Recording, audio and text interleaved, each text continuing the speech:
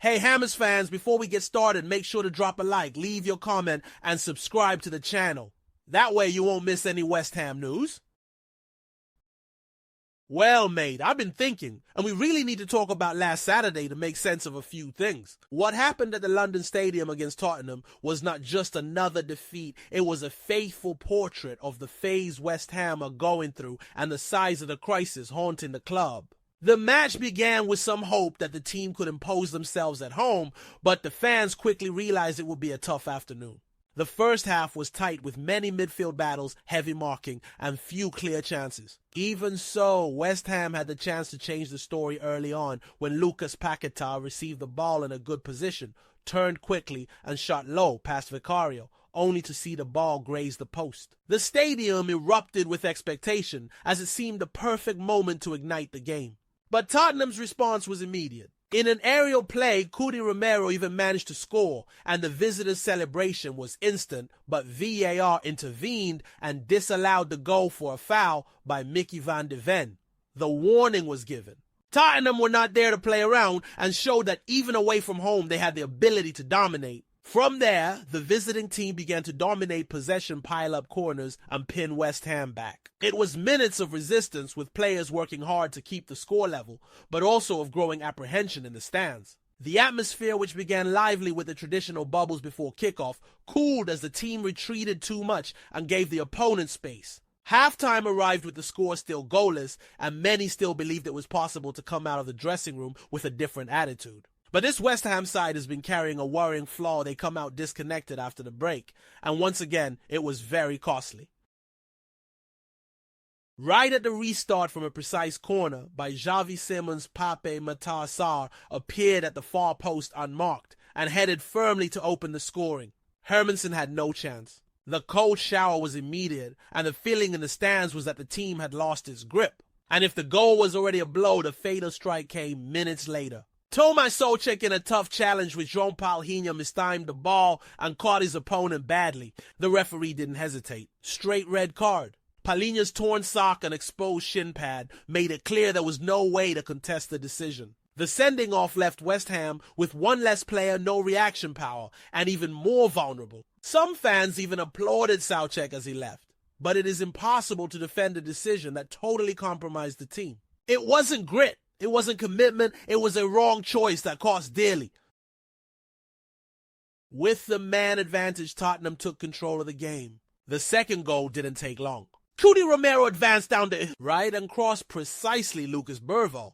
Young and promising appeared in the box and headed. Inamo 2-0. From that moment, many fans began to stand up and leave the stadium, disbelieving that anything could change. And the worst was yet to come. Bergvall, in great form, drove through the middle, drew defenders, and set up Mickey van de Ven, who struck low and across to beat Hermansen. 3-0 game over with plenty of time still to play. The stadium emptied, and the sight of rows of empty seats before the final whistle was painful, a portrait of collective frustration. The 3-0 defeat laid bare weaknesses that are not new. Defensive set pieces have once again become a torment with poorly distributed marking and shorter players facing taller opponents in duels that looked unfair from the start. The team again showed apathy at the beginning of the second half, a recurring trait for years that still has no solution. Above all, West Ham looked rudderless without confidence and without the courage to react when the chance arises. Tottenham, who needed little more than solidity and efficiency, left with their third win in 4 Premier League matches, while West Ham sank deeper into doubt. This result was not just another defeat. It marked a cycle of regression lasting over a year. Since Graham Potter's arrival, the team have shown flashes, but reality is harsh. Only 6 wins in 24 matches with just 2 at the London Stadium. West Ham, who should be establishing themselves as a club, able to compete at the top end, now look at the table and see themselves among the relegation candidates. The fans who began the season with patience no longer hide their anger. The atmosphere is one of crisis undeniable. The pressure is not only on the players. Manager Graham Potter, who came in saying he needed time of full preseason and some signings to implement his ideas, now has no more excuses. Pre-season happened, new players arrived, and yet the mistakes keep repeating. His insistence on certain names like James Ward-Prowse and tactical choices like zonal marking at corners have been costly. The team have already conceded 6 goals from set pieces in just 4 games, a frightening number that highlights the lack of adjustment. In addition, Hermansen, who arrived with expectations of bringing security and goal, has been criticized after errors at crucial moments. Part of the fans demand immediate changes, such as dropping the goalkeeper and breaking the obsession with Ward-Prowse. The mood is desperate because the fixture list does not help. The next game is against Crystal Palace at home, which has become a real early final. West Ham are in the relegation zone and urgently need a win to gain breathing space. After that come Everton and then Arsenal, 2 fixtures. That could be even tougher if the team do not react now. The scenario is a crossroads. This match against Palace could define not just the rest of the season, but also the future of the manager, the board, and even the club's destiny in the Premier League. The crisis revealed on the pitch against Tottenham finds its immediate reflection of it. West Ham have reached what many already call the most important week of the last decade, because the coming days may define not only the season, but the very direction of the club for the years ahead. The atmosphere is one of general pressure. The fans no longer accept excuses, and the board find themselves under rare levels of strain. After the 3-0 defeat, it became even clearer that Graham Potter is walking a tightrope. Many supporters believe he is more a symptom than the cause of the problems, since most of the responsibility lies with the board, especially David Sullivan and Karen Brady, but the coach can no longer hide. Last season's excuses are no longer valid because he had a full preseason, brought in some of his own players, and yet the mistakes remain. 6 wins in 24 matches is a figure that does not match the investment and ambition West Ham should have. The reality is that the team played to survive, not to grow. The medium-term project talk falls apart when looking at the table and seeing the team in the bottom 3. West Ham are in technical crisis, but also in political crisis. 2 weeks ago, fans organized a symbolic vote of no confidence against the club's owners, and the result was devastating for the board. Karen Brady was sent to speak with supporter representatives in a tense meeting where the messages were direct patience has run out structural changes needed, including at the very top of the club. The commitment made was to record the demands in the minutes and publish the details soon, and this is expected to happen precisely this week. Supporters are eagerly awaiting the publication because it may mark the first step in a radical shift that could even involve Sullivan stepping back from West Ham's daily affairs. This climate of rupture is already influencing the national press, which has been increasingly siding with the fans.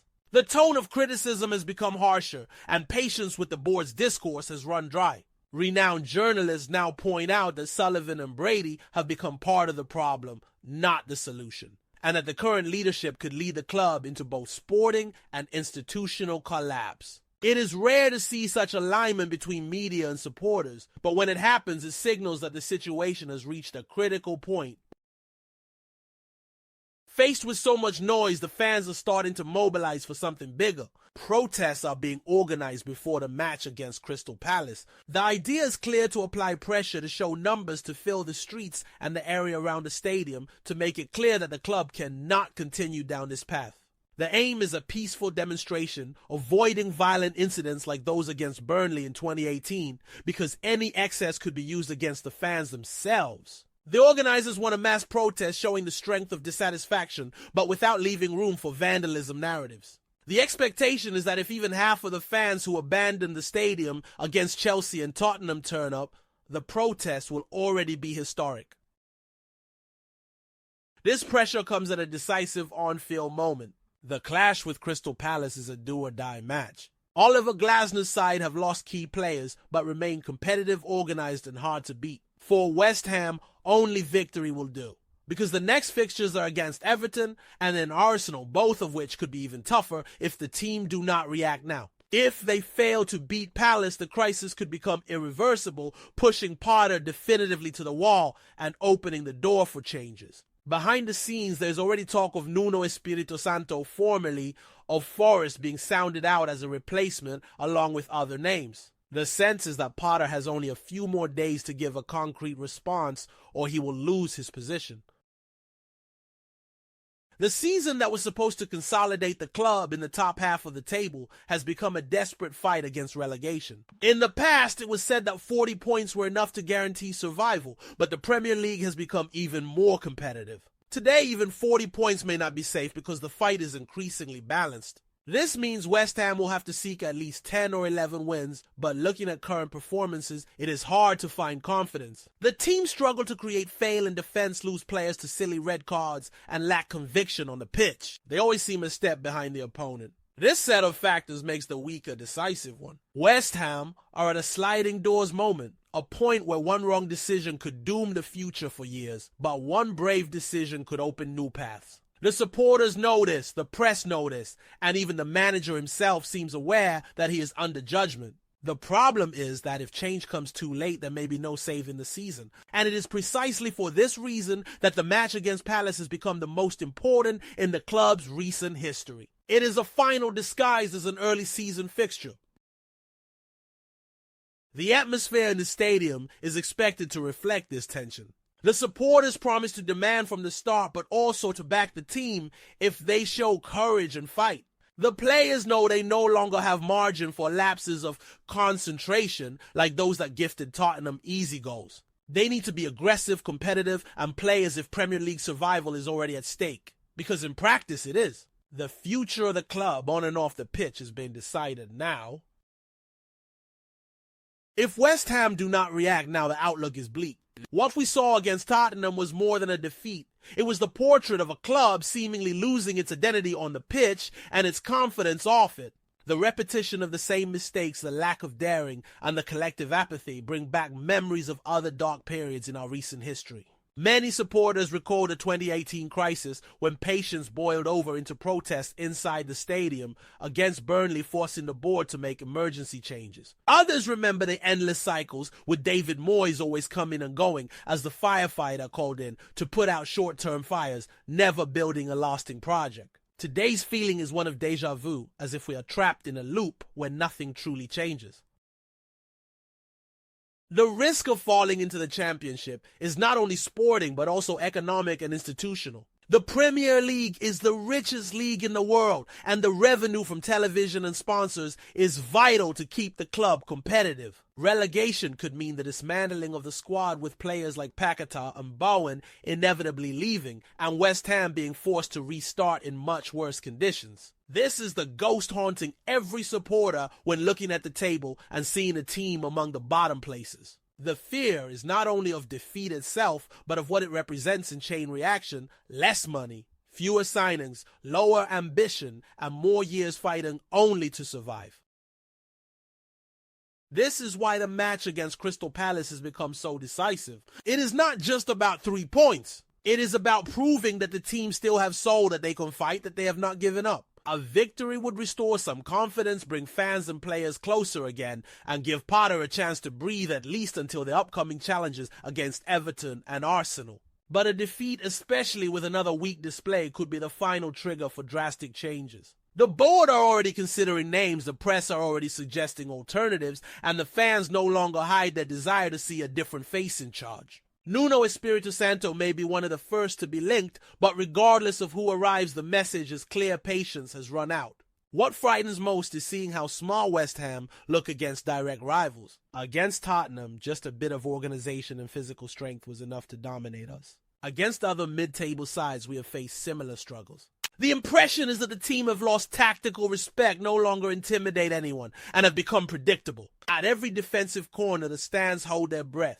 Not in hope of a counterattack, but in fear of the worst. At the start of every second half, supporters already expect minutes of apathy. And this kind of distrust corrodes the relationship between club and fans, undermining the atmosphere, even in victories, because nobody believes they can be sustained. Off the pitch, the weight is just as heavy. The publication of the minutes from the meeting with the fans could become a turning point. If the club take the demand seriously and pave the way for structural changes, there may still be time to regain some trust. But if the board downplay the crisis and continue on the same path, the conflict will intensify, and the protest plan for the Palace game could take on historic proportions. It is no longer just about sacking or keeping the manager, but about discussing the very model of governance running West Ham. The general feeling is that Sullivan and Brady have exhausted their mandate of trust, and only profound change can bring hope back. This is where the club stands, at a crossroads that will define not just this season, but the decade ahead. The supporters know it, the press know it, and even the players feel the weight on the pitch. There's no more room for excuses nor for speeches about patience. West Ham must reinvent themselves now, or risk sinking even deeper. The match against Crystal Palace will be remembered either as just another fixture or as the beginning of a historic turnaround. It will depend on the courage of those on the pitch, the conviction of those on the bench, and the pressure from those in the stands. What is at stake is much greater than 3 points. It is the future of a club with a passionate fan base, one that has endured far too many frustrations and will no longer accept empty promises. If West Ham respond, they can open a new chapter. If they fail, they risk plunging into an abyss that will be very difficult to escape. That is why this week is seen as the most important of the last decade, and rightly so. Because from it can be born either rebirth or collapse.